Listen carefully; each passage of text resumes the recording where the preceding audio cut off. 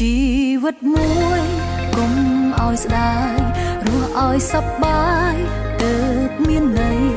កុំព្រួយបារម្ភនាំអាយុខ្លី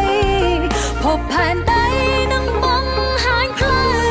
រស់ជាខ្លួនឯងឈប់ដើរវង្វេងត្រូវស្គាល់កន្លែងដែលបេះដូងយើងចង់ទៅចង់បានក្តីសុខកុំសាងសត្រូវរស់នៅលើផ្លូវដែលអារម្មណ៍បងប្រាថ្នារស់ជាខ្លួនឯង